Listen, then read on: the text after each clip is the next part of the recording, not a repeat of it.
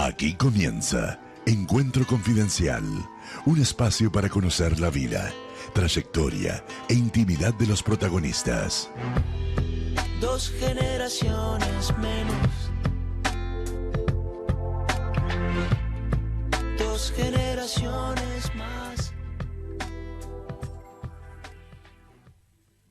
Muy buenas tardes, bienvenidos a este nuevo Encuentro Confidencial en estas épocas donde seguimos todos ocupados, preocupados, viviendo esta pandemia que nos afecta en lo particular y en lo universal. Como nunca, todo el mundo está unido tratando de sobrellevar este tiempo tan, pero tan difícil.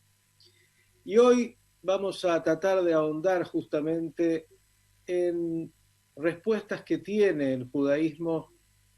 Claro, el judaísmo siempre tiene más de una respuesta para poder entender lo que significa el desafío de una pandemia, lo que significan aspectos que hacen a los momentos, yo le diría, límites de la vida. Para eso hay una ética, están nuestras fuentes que nos inspiran. De eso vamos a hablar con un especialista. Alguien que estuvo por mucho tiempo en la radio, continúa siendo parte de la radio, cerca de 2 años, tenía una columna diaria, después algún programa, y que después de ese tiempo ha hecho una enorme carrera en su nombre hoy, que tiene realmente una presencia académica sumamente destacada y que debe ser para la comunidad judía de la Argentina y del mundo, le diría, un verdadero orgullo. Antes de presentarlo y saludarlo y entrar en materia, como siempre voy a saludar a Esther para que ella nos presente a nuestro invitado. Esther, ¿cómo le va? Buenas tardes. Muy bien, muchas gracias, muy buenas tardes.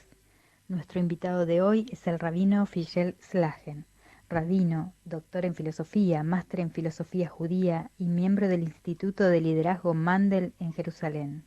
Conjugando su formación científica y religiosa, se desempeña como director de AMIA Cultura y docente e investigador académico en bioética en la Facultad de Derecho de la UBA, en metodología de la investigación en la Facultad de Ciencias Jurídicas de la Universidad de La Matanza y en Historia Social y Política del Judaísmo en la Facultad de Ciencias Sociales de la UCA.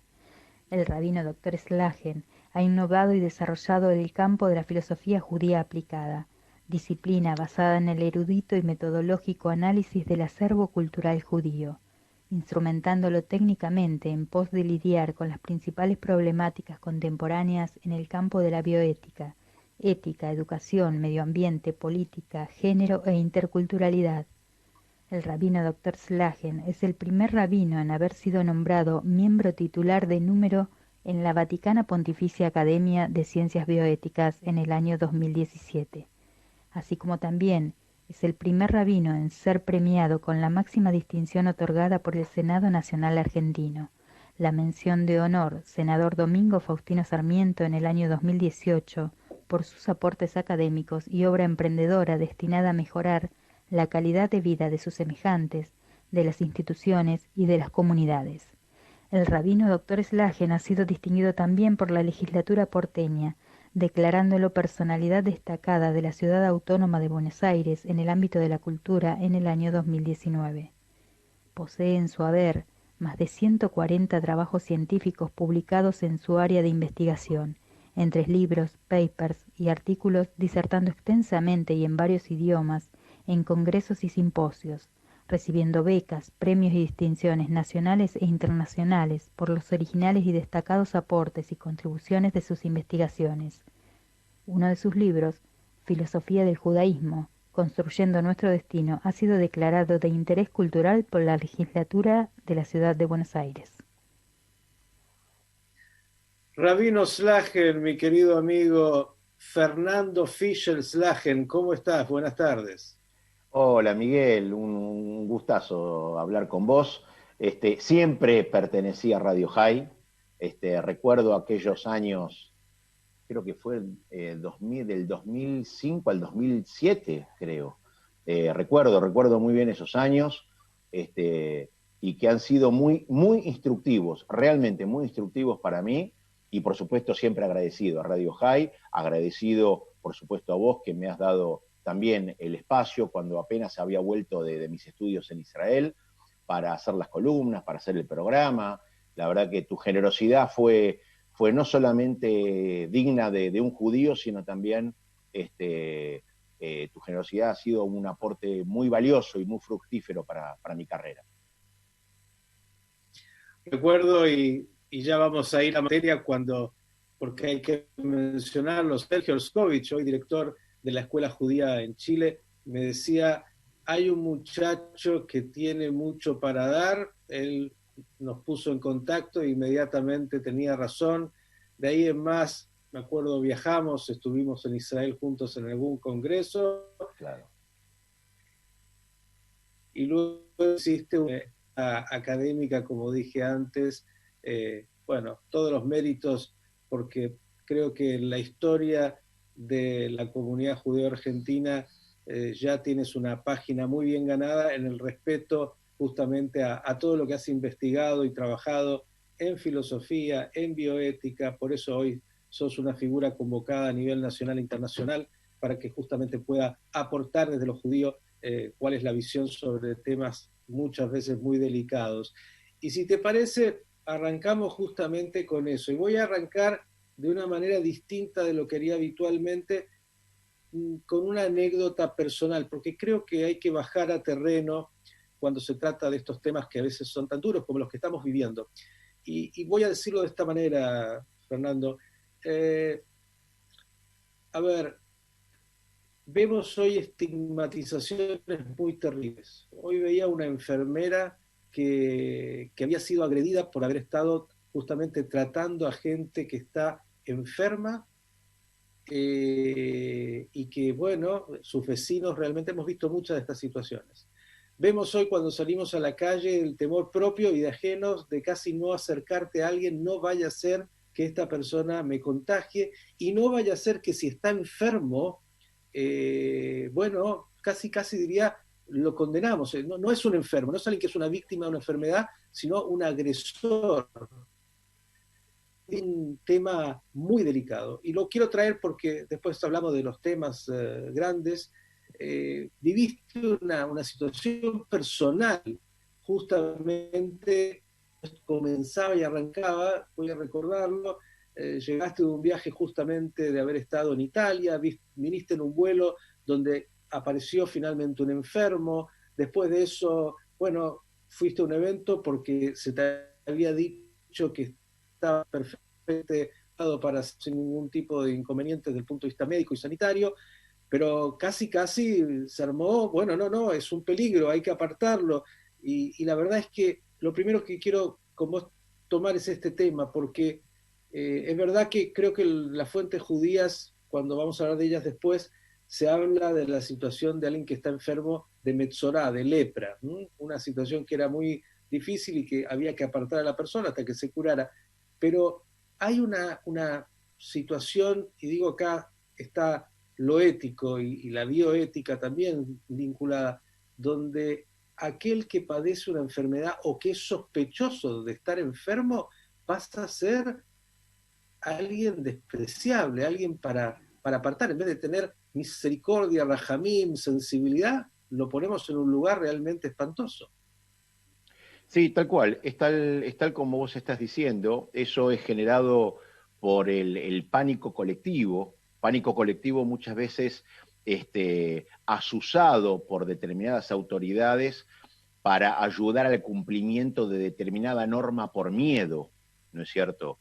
Pero eso es un arma de doble filo, porque después se vuelve una guerra casi o una paranoia entre los propios ciudadanos, como lo que podemos ver hoy, situaciones en donde un ciudadano denuncia al otro en función de si salió, si no salió, si se le corrió el barbijo, el contagiado, en lugar de ser una víctima, como vos bien decís, termina siendo un agresor culpable de haberse contagiado, como si fuera una fuente de tumá, una fuente de impureza, ¿no es cierto? Cuando es todo lo contrario, es una víctima de esta desgraciada patología que nos toca vivir.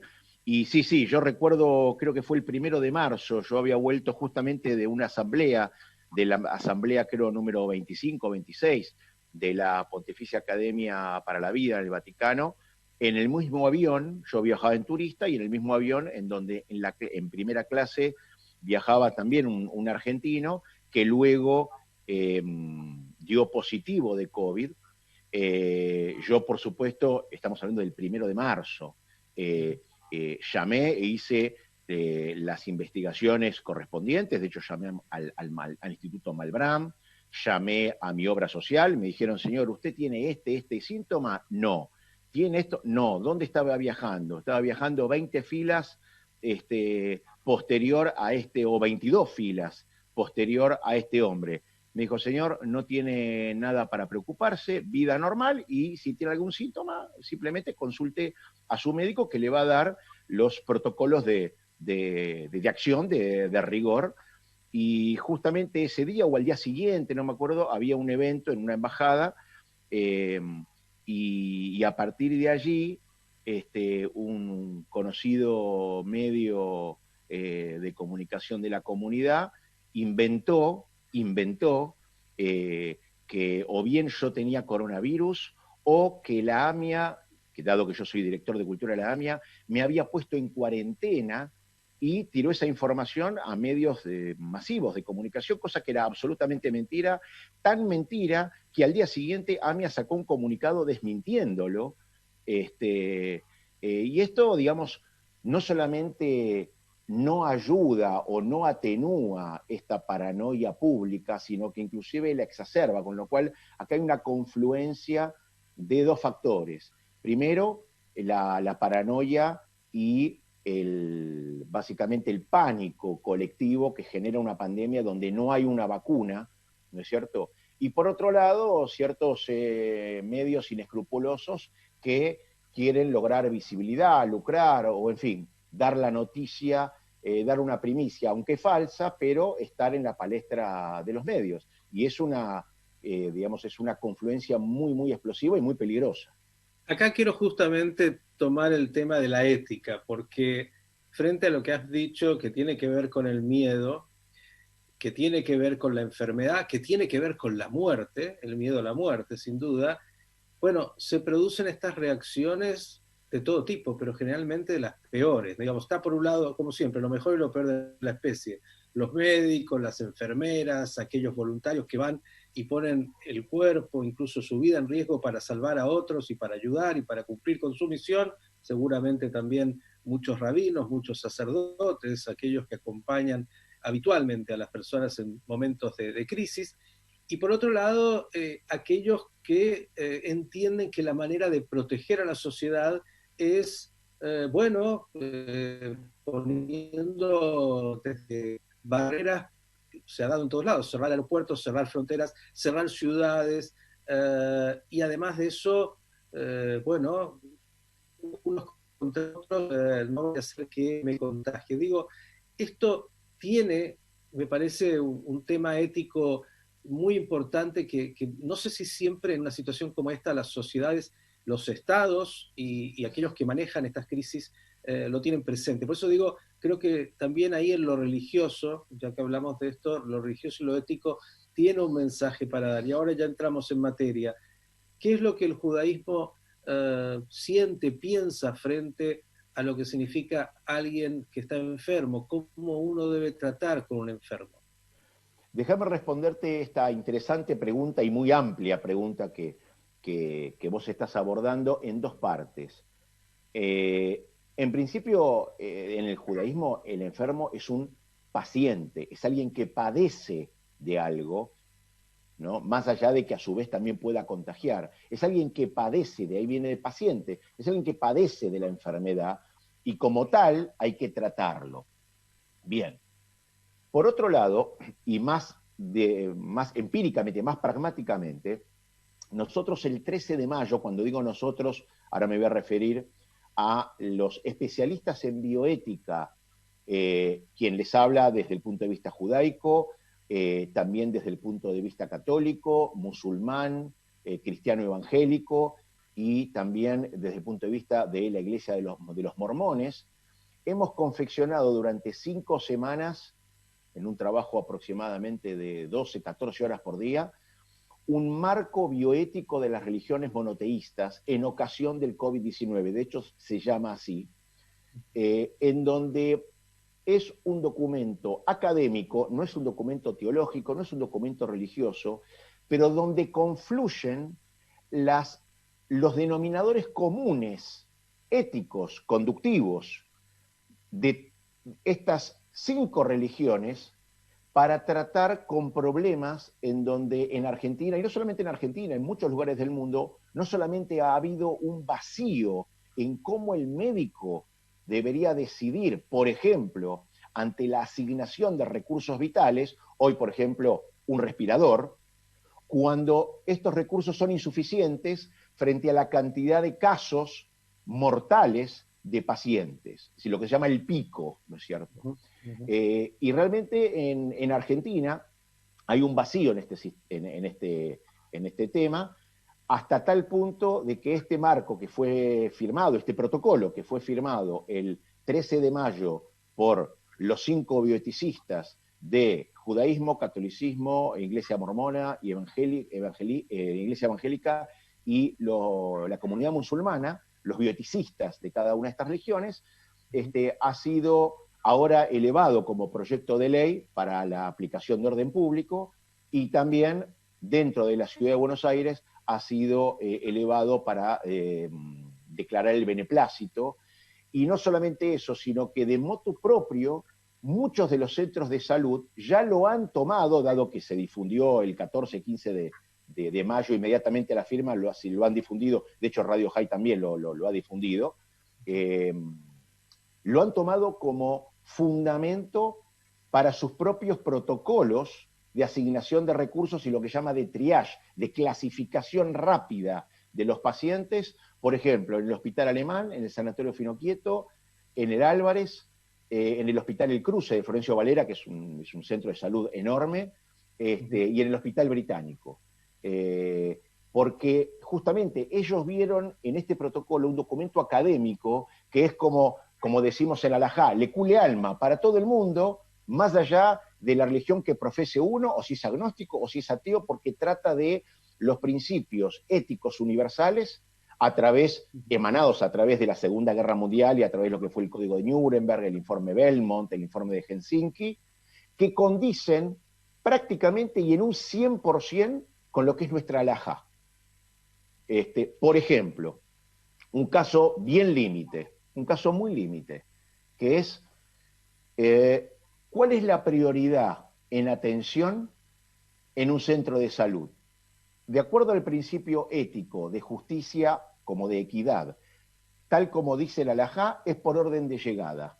Ahora, vamos a complicarlo un poquito. ¿Qué pasa si los 2 pacientes llegan al mismo momento?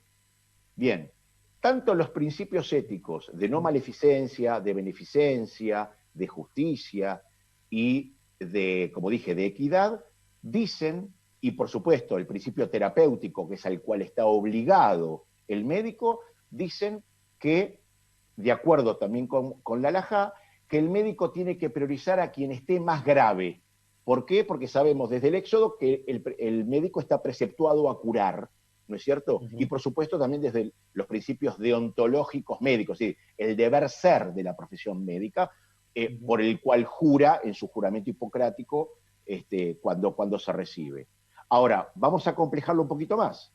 ¿Qué pasa si los 2 pacientes, llegados al mismo momento y en igual situación de gravedad, el médico a quién prioriza? Bueno, debería priorizar, de acuerdo al alajá y también de acuerdo a los principios éticos universales, por quien, a juicio del médico, del consejo médico en ese momento, tenga mayor, lo que se llama probabilidad de sobrevida o pronóstico de vida. Ahora, acá hay algo importante.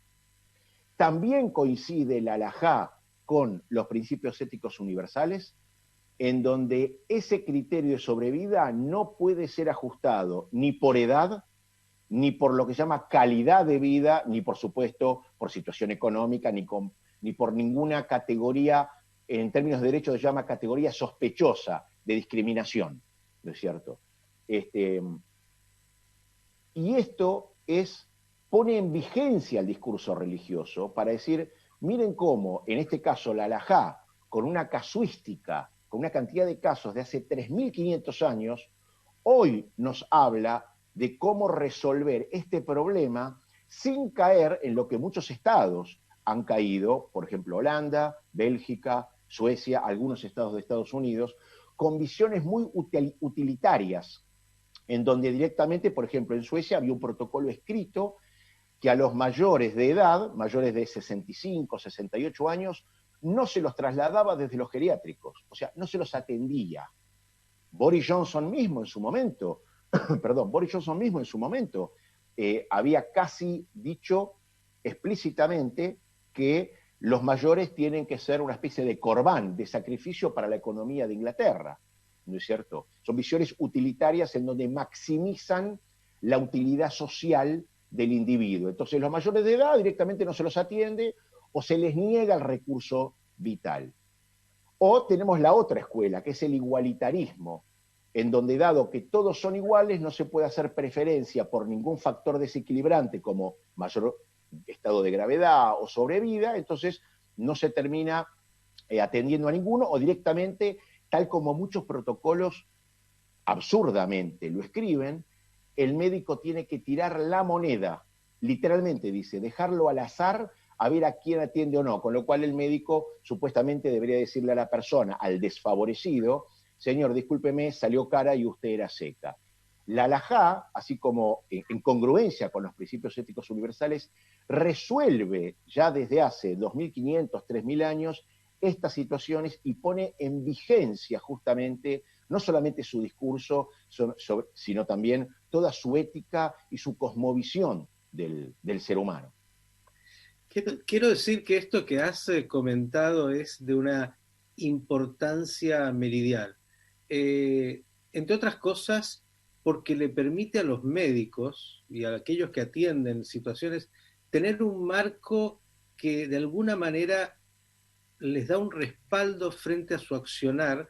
Una de las cosas que supimos de Italia, de España, de las situaciones donde colapsó el sistema, es que los médicos viven y vivían realmente con un estrés absoluto, sobre todo porque tenían que decidir arbitrariamente muchas veces sobre a quién atender y a quién no atender. Y esto que estás planteando con un criterio de una lógica absoluta, lo que hace es darle a los médicos un marco que permite justamente que puedan obrar con esa tranquilidad de seguir ejerciendo su juramento hipocrático y su vocación de salvar vidas, pero que frente a situaciones límites de las que estamos hablando en este momento, tengan justamente una guía que les permita saber cómo obrar y cómo actuar. Me parece que es absolutamente vital y fundamental lo que han hecho, y por eso cuando hablamos de bioética y cuando hablamos de estos temas tan delicados, no hablamos de filosofía, no hablamos de algo que no tenga que ver con la vida cotidiana, estamos hablando acá de vida y muerte. Y yo te voy a proponer que después de una breve pausa musical hablemos justamente sobre lo que es la vida en el judaísmo, cómo se entiende la vida, cómo se entiende la enfermedad, la muerte, un tema que también tenemos que abordar. Vamos a la pausa y seguimos con el rabino Fischel Slagen hoy tratando de ahondar en estas épocas tan difíciles sobre un tema absolutamente vigente y vital.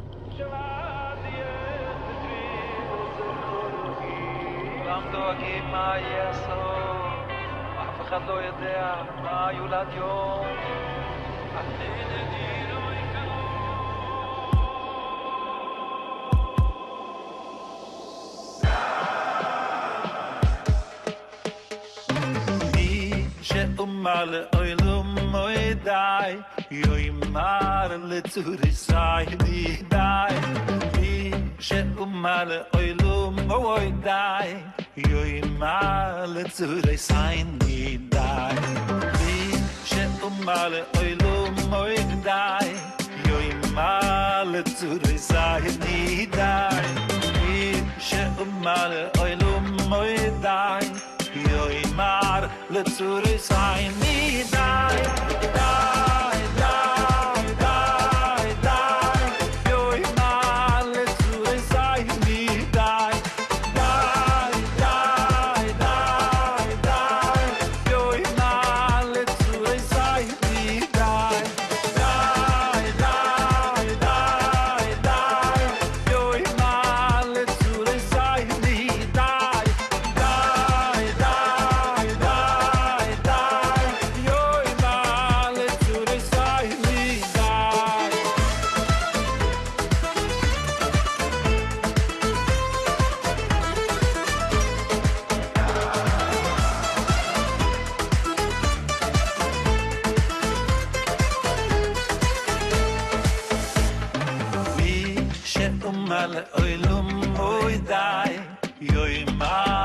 לצור זייני די שאומר לאוילום מוי די יוי מה לצור זייני די שאומר לאוילום מוי די די יוי מה לצור זייני די. Y seguimos en este encuentro confidencial con el rabino Fischel Slagen hablando de judaísmo y bioética en estos tiempos de pandemia. Rabino Slagen, antes de la pausa planteamos algunas preguntas, entonces volvemos a ellas. ¿Qué es, si se podría de alguna manera enmarcar, la como la entendemos en el judaísmo? Déjame acotar algo a lo que vos muy bien estabas diciendo antes, justamente la funcionalidad de un protocolo, ¿no? Justamente esa es la funcionalidad del protocolo, orientar la acción moral del profesional, en este caso del médico, con mucha más prontitud que si el médico tuviera que considerar desde cero cada situación aislada, pero no justamente de acuerdo a su subjetividad, sino de acuerdo a parámetros objetivos, pero mucho más rápidamente, con la seguridad de que está obrando de acuerdo a los principios éticos que lo respaldan, ¿no es cierto? Bien, aclarado esto, a ver, a mí me gustaría focalizar en esta pregunta que vos hacés sin ir a los digamos, lo que llaman los common places, los lugares comunes, en donde, por supuesto, y como todo el mundo sabe, Radio High tiene una audiencia muy ilustrada en este sentido, por todos los programas que tiene la radio, en la grilla de la radio, que en el judaísmo se sabe que por alajá, por ley, digamos, ante el peligro de vida, y hasta incluso cuando es un safek pikuach nefesh, cuando hay duda de que está en peligro la vida de una persona, se cancelan de forma necesaria y suficiente todos los preceptos, suficiente es los preceptos que deban cancelarse para salvar esa vida, hasta que esa vida esté guardada. Ahora, salvo tres, que es el asesinato, las relaciones sexuales prohibidas y la comisión de idolatría. Es decir, son tres transgresiones por las cuales el judío está obligado ante una nula tercera alternativa de dar su vida para no cometer estas tres transgresiones. Y esto es importante porque siempre se dice vulgarmente, pero es un concepto errado, de que la vida es sagrada. La vida no es sagrada, al menos para el judaísmo. Para el judaísmo lo único sagrado es Akadosh Baruj Hu, es lo que vulgarmente se llama Dios, ¿no es cierto? La vida no, la vida es muy importante, pero no es sagrado. Si fuera sagrado, no debería yo dar mi vida justamente para no transgredir estos tres preceptos, porque lo sagrado, lo separado, lo inalterable es Dios.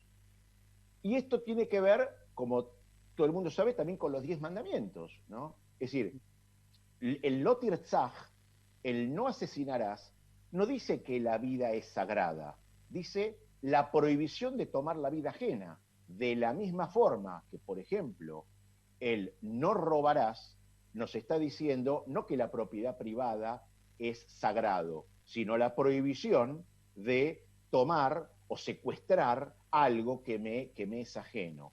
Con lo cual, esto, y el judaísmo como religión radicalmente monoteísta, nos da una amplitud de variedades, un abanico de variedades, en donde se tiene que decidir y se tiene que legislar, y es por ello que en el judaísmo no existe el tabú, porque de haber un tabú y de haber algo sobre el cual no se puede hablar, no se puede legislar, y lo más importante en el judaísmo es legislar para saber cómo yo tengo que actuar frente a determinada decisión, frente a determinada situación, porque así es como yo le rindo culto a Hashem. Dicho esto, en el judaísmo se plantean muchísimas casuísticas y muchas legislaciones respecto de, bueno, cuando mi vida está en peligro, está la de mi prójimo, está la de un tercero, y yo tengo influencia, por ejemplo, en cuestiones eutanásicas, en cuestiones de aborto, ¿qué es lo que yo hago de forma pragmática? Porque lo bueno que tiene el judaísmo es que después de todas las disquisiciones filosóficas, lo llama el iún, la teoretización, hay que bajarlo a la práctica y decir, ¿qué hago? ¿No es cierto? Y eso le da al judaísmo un carácter de cultura práctica, de cultura legal. Así como está la cultura del derecho, el judaísmo está la cultura del precepto. Por eso el judaísmo, por supuesto, es importante la filosofía, el bagaje, el acervo cultural teórico, pero en definitiva lo que importa es qué es lo que hago y bajo la intención de lo que hago. Dicho esto, creo que ahí sí planteamos una diferencia, por ahí, siempre constructiva, con otras religiones, con otros cultos, porque nosotros estamos obligados a decir en definitiva, y cuando ya, como dicen nuestros libros, cuando ya todo está dicho y todo se ha escuchado, ¿no es cierto? A Dios temerás y su ley observarás. En Birkat Hamazon lo decimos siempre, en la bendición luego de comer pan, digamos, lo decimos siempre, y eso nos da un carácter muy práctico. Por eso el judío siempre fue una persona muy pragmática. De hecho, hasta en Israel también se dice tajles, ¿no es cierto? Tokles, hablar menos y hacer más. Absolutamente claro, y me parece que, como has dicho, no hay tema que la ley judía no deba abordar y deba definir finalmente qué se hace en situaciones de todo tipo y sobre todo en las situaciones límites. Hablaste de eutanasia y hay algo también ahí que quisiera que toquemos más en estas épocas y que tiene que ver con lo que alguno denomina eutanasia pasiva y eutanasia activa. A ver si puedes explicar cuál es la diferencia para el judaísmo. Bien. En principio, para el judaísmo, la definición de suicida, ameave de tatzmo bedat, es quien se da muerte por sí mismo o con asistencia de terceros de forma consciente y por propia iniciativa. Por ende, todo menor de edad, hombre menor de 13 años y mujer menor de 12 años, dado que son menores de edad y no tienen conciencia de lo que están haciendo, por más que ellos se quiten la vida, no se los considera con la categoría de suicida, que como sabemos en la halajá, en la ley, no tienen olam habá, no tienen mundo venidero. Ahora, está siempre la disyuntiva en las distintas vertientes bioéticas de si yo asisto a una persona en un estado límite terminal para terminar con su vida y por ende con su sufrimiento, en el caso más límite, en donde estaría cometiendo un homicidio y la persona se estaría suicidando, o me voy al otro polo y lo que hago es incurrir en lo que llama el ensañamiento terapéutico. Digo ensañamiento, generalmente se conoce esta expresión como encarnizamiento terapéutico, pero encarnizamiento tiene una connotación patológica, psicológica, que no siempre es el caso. Por eso ensañamiento es como más neutro. Ahora, el judaísmo ya hace más de 2500 años da la solución, que es, para evitar que la persona se suicide, absolutamente prohibido no solamente en el judaísmo, sino en todas las religiones, y de hecho, desde la filosofía, o sea, desde Sócrates o desde Platón, hasta nuestra actualidad, también moralmente es una categoría disruptiva moralmente el suicidio, pero también está prohibido el encarnizamiento terapéutico porque está prohibido provocar artificialmente sufrimiento a una persona, porque si bien desde el judaísmo como religión salvífera que predica la salvación de la Neyamá, el sufrimiento no es algo estéril, sino que tiene una función expiatoria, de capará, de expiación, a la persona no le es dado provocarlo artificialmente.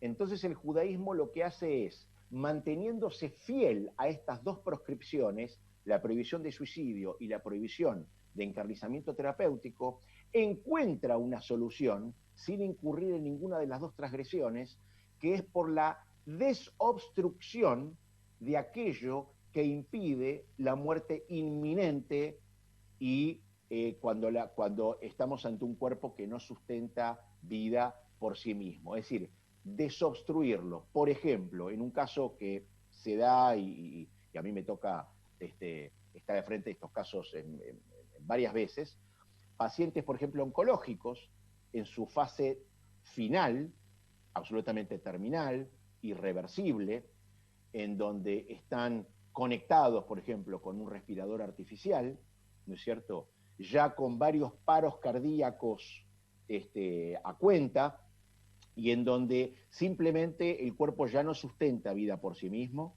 simplemente la ventilación artificial hace llegar oxígeno al corazón, y dado que el corazón tiene un sistema nervioso autónomo, el corazón sigue bombeando sangre, pero es un cuerpo que ya no sustenta vida por sí mismo. Entonces, de acuerdo a las máximas autoridades alágicas, como es el Ramoshe Feinstein, el Rav Bosner, el Tzitz Eliezer, en fin, son varios, está permitido programar un timer para que el respirador pare y desobstruir esa aparatología que le está impidiendo la muerte natural a esa persona.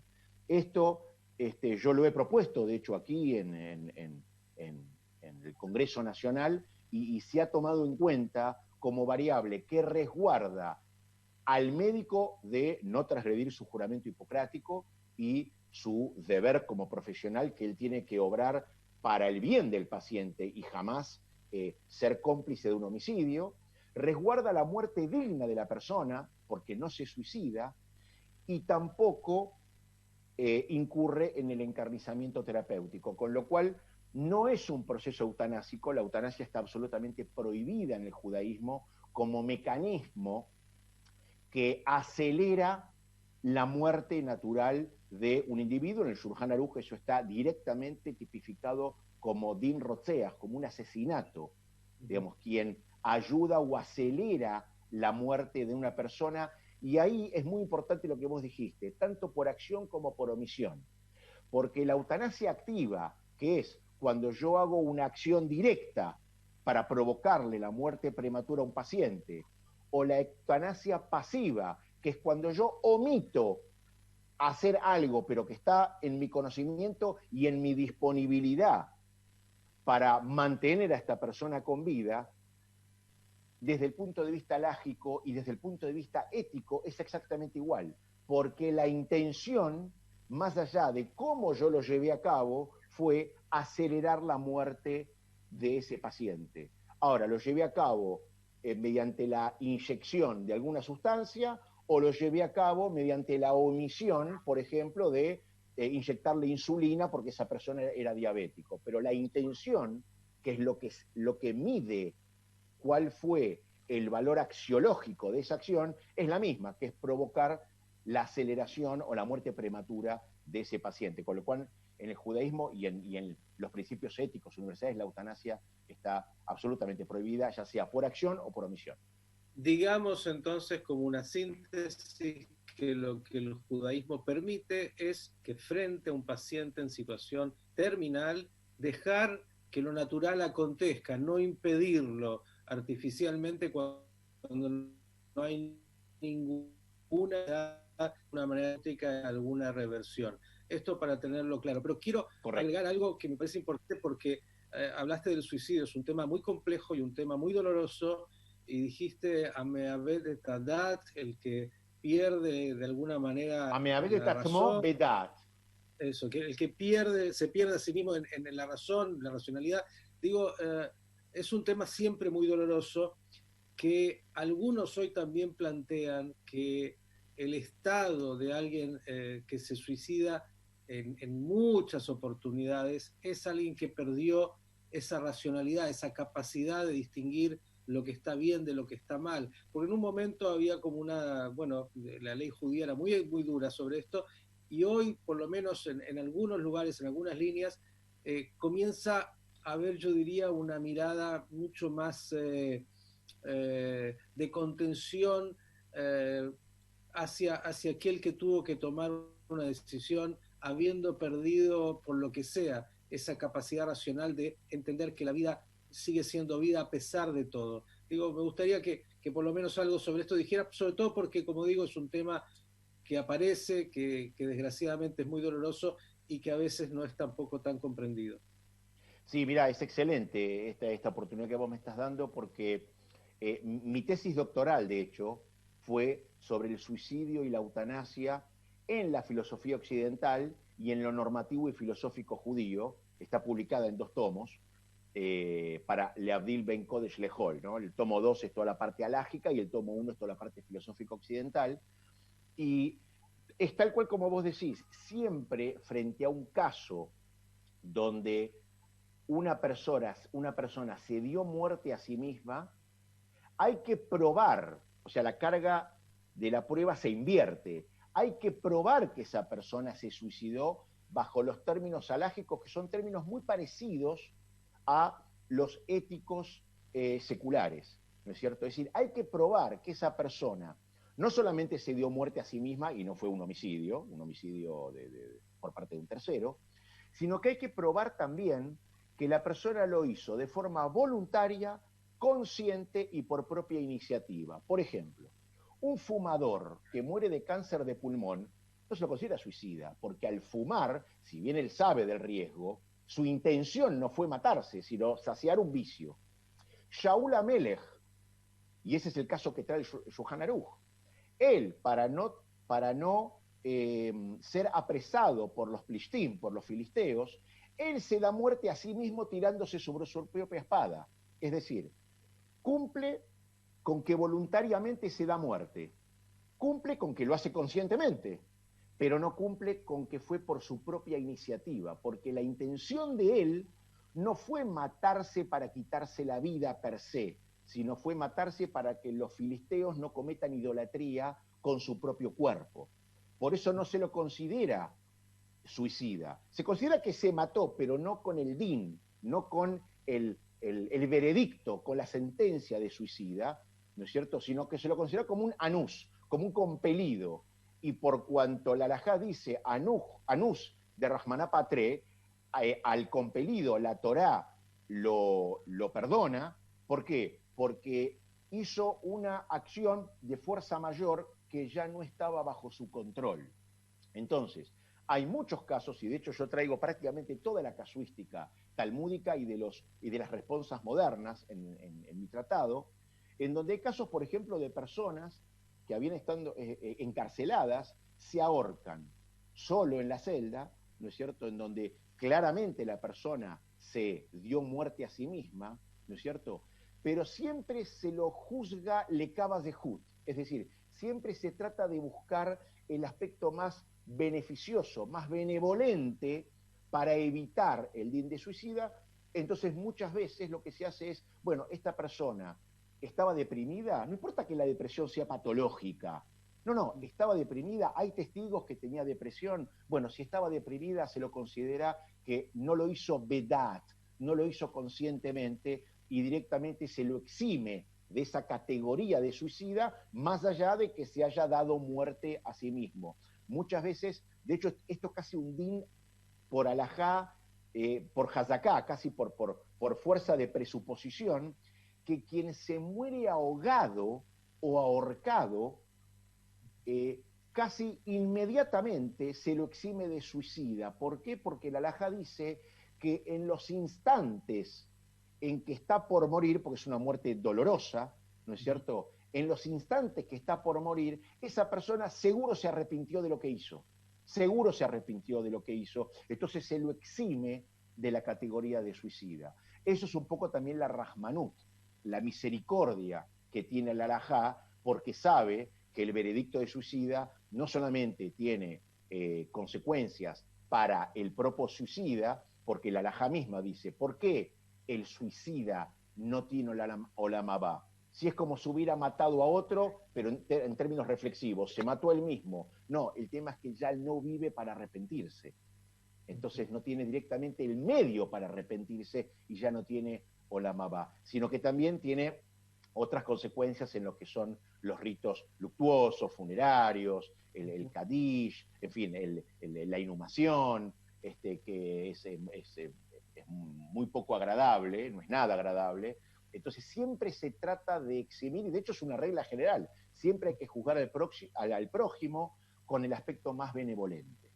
Qué importante esto que has planteado y has dado el marco y una clara visión sobre este tema, porque muchas veces en el desconocimiento, bueno, como tantas cosas, la gente lo mira y toma rápidamente conclusiones que no son las adecuadas. Esto recuerda suicidio inducido y tantas otras cosas que finalmente uno podría llegar casi como es muchas veces la halajá, la ley judía, que más allá de que hay una visión central sobre un tema, luego se encuentran todas las variantes, siempre para favorecer a la persona, siempre para entender a la persona, siempre para acompañar a la persona. Y agrego acá un aspecto más que es también, creo que parte de la grandeza del cuerpo jurídico de la ley judía, que es que más allá de que hay un aspecto global, por decirlo así, para todos, después cada persona es un mundo y cada caso es un mundo. No es que algo sirve para todo y con esto, digamos, no miramos el caso específico. Tal vez ahí vale la pena también que digas algo. Claro, claro, pero es como todo, como vos bien decís, es como todo plexo jurídico, en donde hay, digamos, en términos muy amplios, muy genéricos, hay una ley constitucional, que sería la Torá, que sería el Pentateuco, ¿no es cierto? Y después están todas las series de metodologías y reglamentaciones para cada uno de los casos particulares, ¿no es cierto?, que es a través de toda la casuística de la Mishnah, de la Gemara, de todo el plexo de la ley oral, que está lleno de, o sea, es básicamente toda una casuística reglamentaria donde determinados sabios disputan de respecto de un caso en particular cuál es la vigencia, cuál es la caducidad, cuál es el límite para aplicar esta ley o esta otra ley, y de ahí salen los reglamentos que a su vez también se vuelven a normalizar en distintos manuales y luego se vuelven a discutir frente a casuísticas ulteriores para que resurjan otros manuales y hasta la era moderna, que son las responsas, en donde esto es muy importante lo que vos dijiste. Si bien hay un plexo jurídico, tanto en lo legal como en lo reglamentario, que es un tronco común a todos, después cada caso es un mundo aparte y hay que hacer la especificidad de cada caso, y justamente no hay que juzgar en términos generales. Eso es lo peor que puede llegar a pasar. Bien, yo quisiera, tal vez para agregar algo antes de una breve pausa musical y el último tramo, a ver si podemos hablar incluso de la muerte, porque me parece que esto también es importante. Para aquellos que no conocen, lo que has dicho es tan importante. Muchos a veces dicen, el judaísmo dice ojo por ojo, diente por diente, es una barbaridad. El hijo rebelde y contumaz hay que matarlo, dice tal cosa. Bueno, a saber que esto que dice el texto luego, con el desarrollo, la interpretación, justamente se hace todo un árbol y una construcción que la ley obviamente dice que no se trata de sacarle el ojo al otro, sino de pagar, y etcétera, etcétera, etcétera. Digo, esto para entender que la ley judía, la halajá, aborda los temas a fondo, tiene una raíz y luego el árbol se extiende hasta llegar a una construcción que siempre, como bien ha dicho el rabino Slagen, trata fundamentalmente de, uno, comprender al hombre y su desafío y sus dilemas, y dos, acompañarlo amorosamente en esta vida, comprendiendo los principios. Una nueva pausa musical y luego el último segmento con el rabino Slagen hablando de estos temas que son tan importantes, que tienen que ver con el judaísmo, la bioética, sobre todo en estos tiempos de pandemia.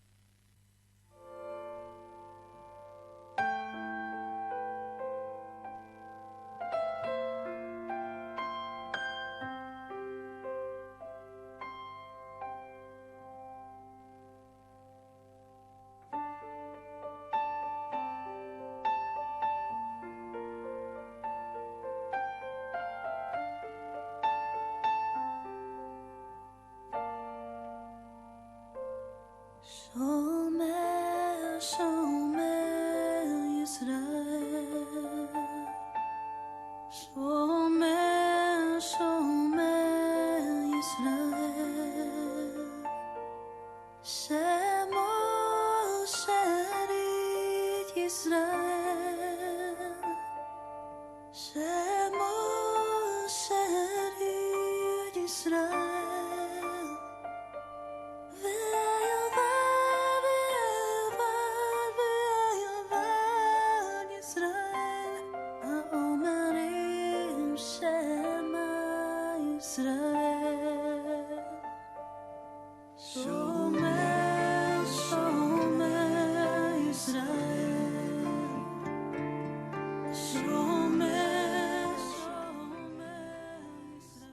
Y claro, uno quisiera seguir disfrutando de la melodía de Nehama Karlibach y todos estos textos bellísimos de nuestra tradición, pero queremos aprovechar a fondo que tenemos la oportunidad de estar con el Rabino Slagen hablando de estos temas tan importantes, más en esta época.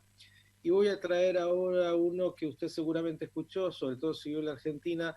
La comunidad judía, la AMIA, logró que se aprobara un protocolo justamente del cuidado de lo que es Kibud Hamet, el respeto y el cuidado sobre los muertos. Usted sabe que hay, luego de la muerte de una persona, todo un proceso hasta el entierro, la tahará, que es un lavado ritual, y que luego también tiene una metodología de cómo se debe enterrar para respetar en la tradición judía al cuerpo de una persona que ha fallecido. En la tradición judía prohíbe la cremación, hay una cantidad de cosas, pero vamos a intentar de alguna manera estos temas que son muy amplios, que el Rabino Slagen pueda algo decirnos. Antes decíamos, Rabino, que en el judaísmo, bien, la vida no es sagrada, pero bueno, tiene que ver con el contexto de lo divino, digamos, cómo entiende Dios al hombre y el hombre en ese vínculo con lo divino, pero no termina con la vida física, sino que luego también cuando alguien fallece debe tener un cuidado ese ser y ese cuerpo. ¿Quiere contarnos un poquito? Sí, tal cual, digamos. En el judaísmo la vida terrenal es una parte. La muerte es una transición hacia hacia la separación de lo que es la terrenalidad de la celestialidad. Luego de la muerte, según lo que indican nuestros sabios, hay un juicio en donde, cada uno tendrá el devenir que le corresponda de acuerdo a las acciones que ha hecho durante su vida. Es decir, es una religión salvífera. Y hay algo que vos dijiste que es muy importante, que es esta especie digamos, analogía del judaísmo al texto bíblico. Y en este sentido, el error se comete porque justamente en el judaísmo es una de las religiones que menos permite lo que se llama el fanatismo o el fundamentalismo, entendiendo por fundamentalismo el movimiento que se origina a principios del siglo XX a partir del protestantismo americano, que rechazaba toda mediación entre el texto y la interpretación. Es decir, promulgaba ni siquiera la interpretación, la lectura y la acción inmediata y literal de lo que decía el texto, ¿no? De la fuente, el fundamentalismo.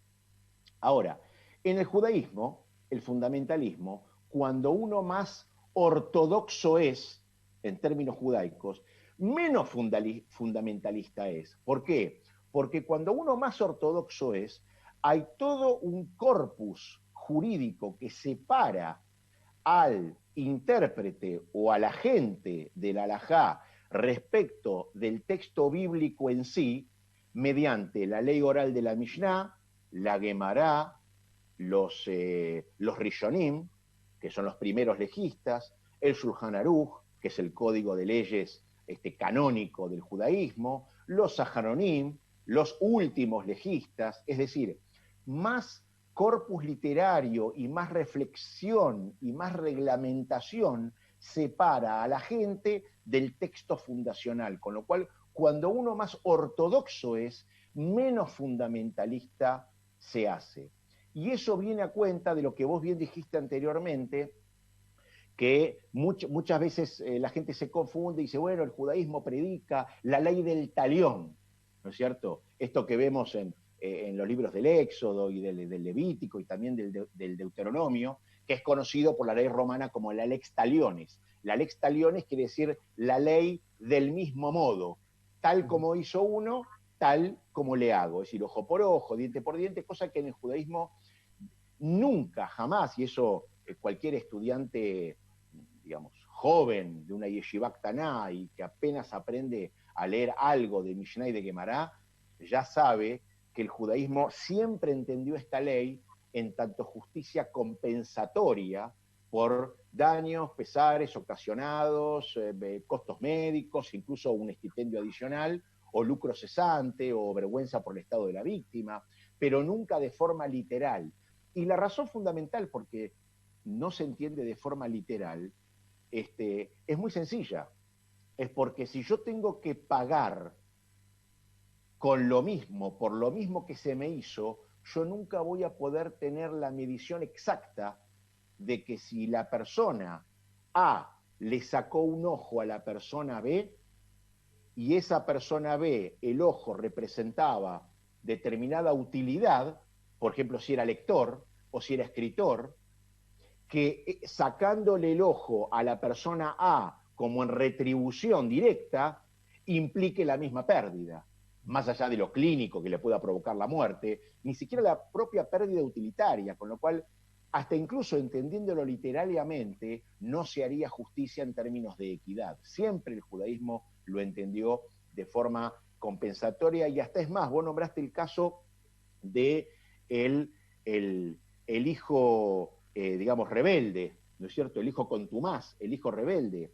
Hasta tal punto la Guemará lo reglamenta y trata de evitar la pena capital que literalmente dice la Torá, que incluso la Guemará hace una especie de trick y dice, pero en la Torá, en este caso, me dice que cuando la madre y el padre vayan y denuncien al hijo con una voz, entonces la Guemará dice, una voz quiere decir que cuando el padre y la madre tengan la misma voz, cosa que es casi imposible.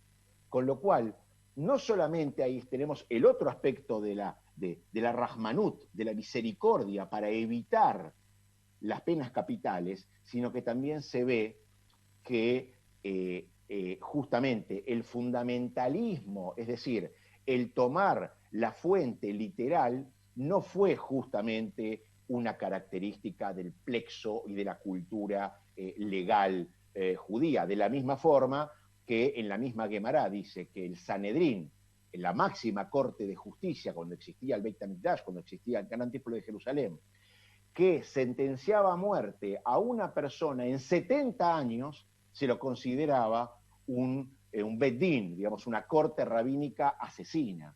Esto da cuenta básicamente no solamente de lo que venimos diciendo, sino que hay directamente, ya no es opinión, no es interpretación, sino que hay una intención de que el cuerpo legal judío sea un cuerpo absolutamente misericordioso. Rabino Slagen, como siempre ha sido un enorme placer. Gracias por compartir esta hora. Y claro, quedan siempre muchos temas, pero qué bueno poder abordarlos. Lo último, así se despide, pero va a tener que ser muy sintético. Hay antecedentes en la historia humana y en el judaísmo también de pandemias, de situaciones como estas. ¿Qué puede decir solamente para cerrar respecto justamente de este momento y de lo que vendrá? En principio que esto va a pasar, en algún momento va a terminar, o va a terminar porque se descubre la vacuna, o va a terminar como ya muchos científicos lo están viendo, que el virus empieza a bajar su carga virulenta, entonces termina siendo una cepa más, ¿no es cierto?, pero no con los niveles de contagio y con los niveles por sobre todo de letalidad que está ocasionando. Pero sí, digamos, dado que nos toca vivir esta situación, siempre yo trato de preguntarme no tanto el por qué, sino el para qué, ¿no es cierto? Y hay que aprovechar la situación para la introspección, para para empezar a reflexionar dónde estamos, porque cuando uno, como se dice en términos vulgares, para la pelota, que es lo que estamos obligados a hacer hoy, entonces descubre aspectos que hasta ahora no los había visto, no los había tomado en cuenta. Y bueno, bienvenido sea, más allá de que estemos obligados a darnos cuenta de eso, que muchas veces también en el judaísmo, y de hecho hasta incluso la propia recepción de la Torá fue obligada, cuando en la Guemará se nos cuenta que Dios arrancó el monte Sinaí, lo puso como techo a todo el pueblo judío y dijo, o aceptan la Torá o quedan sepultados aquí. Muchas veces, y desgraciadamente, el hombre tiene esa necesidad de aprender por compulsión y no por opción. Pero digo, obviamente no es el justificativo, digo, vale la pena el preguntarse el para qué y aprovechar la situación, porque de hecho tampoco tenemos otra alternativa. Con eso nos quedamos. Gracias, queridos oyentes. Será hasta el próximo Encuentro Confidencial. Encuentro Confidencial de hoy. Un recorrido por la vida, trayectoria e intimidad de los protagonistas de la realidad. Los esperamos en nuestra próxima emisión. 2 generaciones menos. 2 generaciones más.